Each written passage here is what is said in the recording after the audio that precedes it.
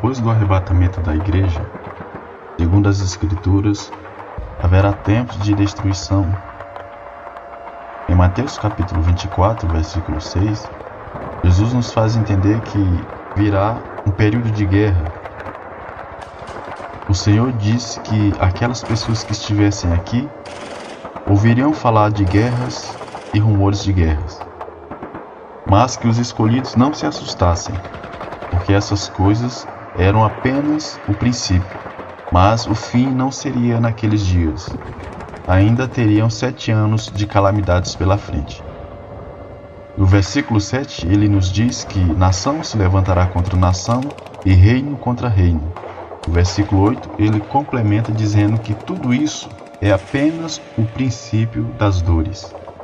Em Apocalipse capítulo 6, logo após a abertura do primeiro selo, que representa o engano ou o falso Messias, que é o anticristo, logo em seguida aparece no cenário outro cavalo vermelho. O seu cavaleiro recebeu poder para tirar a paz da terra e fazer que os homens se matassem uns aos outros, e foi-lhe dada uma grande espada.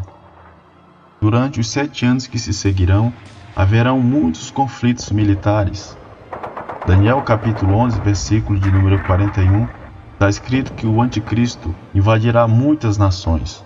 Muitos países naquela época serão destruídos, muitas nações serão subjugadas, fazendo com que seus habitantes sofram e passem situações de calamidade. A consequência natural da guerra é fome, é destruição e morte.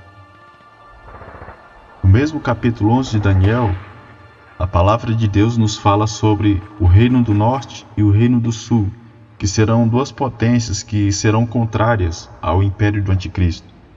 E durante todo esse período de 7 anos, esses países guerrearão com esse homem, que segundo a palavra de Deus se levantará ali na União Europeia. Daniel capítulo de número 9, está escrito que até o fim haveriam guerras e assolações. Portanto, toda a tranquilidade que as nações possuem hoje, não haverá tal tranquilidade depois do arrebatamento da igreja. O que faz com que Deus não permita que acontecimentos terríveis, guerras, destruição em massa aconteçam é simplesmente pelo fato da sua igreja ainda estar no planeta Terra. Mas quando a sua igreja for retirada, junto com a igreja também a paz diplomática será tirada, então virá uma destruição terrível sobre todos aqueles que habitam na terra. Naqueles dias muitas cidades serão evacuadas. Muitas pessoas, para salvarem as suas vidas, fugirão dos grandes centros, se refugiarão nos campos, nas florestas, em lugares onde os mísseis nucleares não os alcancem.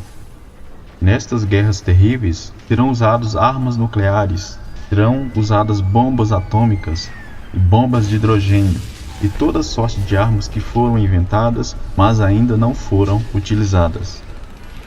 Estima-se que todas as armas que hoje existem no mundo daria para destruir o planeta Terra 10 vezes seguidas. A Escritura nos diz que surgirá uma figura, prometendo paz e prometendo prosperidade, prometendo a ausência de guerras e de conflitos. Mas Paulo nos diz em 1 Tessalonicenses capítulo 5, versículo 3, quando disserem a paz e segurança, então lhe sobrevirá repentina destruição, como as dores de parto àquela que está grávida, e de modo nenhum escaparão. Não haverá paz nenhuma, não haverá prosperidade nenhuma, não haverá desarmamento mundial nenhum. O que haverá são guerras e rumores de guerras.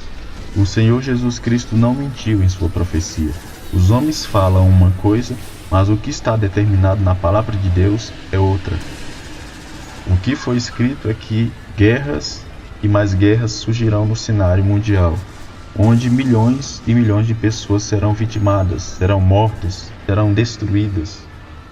Atualmente nós já conseguimos observar algumas estratégias de algumas nações, de algumas potências que hoje existem, fazendo as suas expansões territoriais, fazendo as suas análises, montando as suas bases militares em volta do globo terrestre.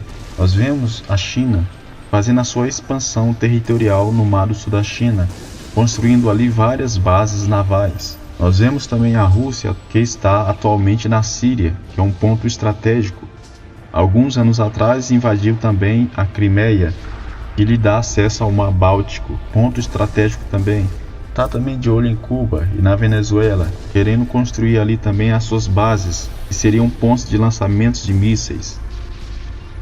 Os Estados Unidos da América também, da mesma forma, eles possuem seus locais estratégicos no Pacífico e em outras regiões do nosso globo, onde possuem bases militares, com mísseis e tropas prontas para qualquer eventualidade. Os líderes dessas nações são como jogadores de xadrez e vão movendo as suas peças para lá e para cá, visando o checkmate final. Por isso, o que há no coração dessas nações é nada mais nada menos do que ambição. Eles querem territórios, eles querem dominar o mundo, eles querem subjugar as demais nações para que estejam na liderança de todas as coisas. Não se iluda com aquilo que é divulgado na mídia, não se iluda com os falsos tratados que são apresentados diante da imprensa, não se iluda com os falsos acordos que são assinados. Isso não é nada mais nada menos do que matéria para lhe enganar, para que você pense que haverá paz no mundo. Não, não haverá paz. O que a Bíblia nos ensina é que virá guerra e rumores de guerra, e que nação se levantará contra nação, e haverá grande destruição na face da terra.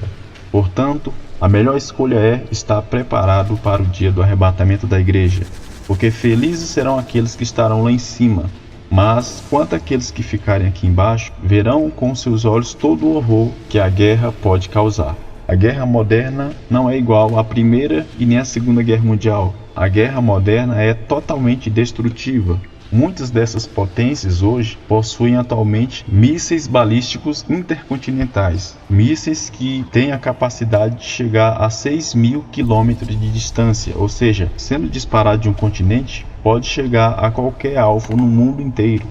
Existem mísseis russos apontados para Nova York, apontados para a Califórnia, apontados para Washington e apontados para cidades e estados estratégicos norte-americanos. Da mesma forma, existem mísseis norte-americanos apontados para cidades na China, bem como apontados para cidades na Rússia.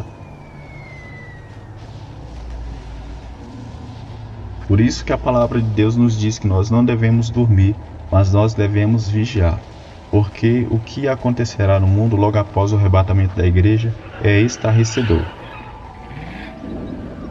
Que o Senhor Jesus Cristo tenha misericórdia de nós.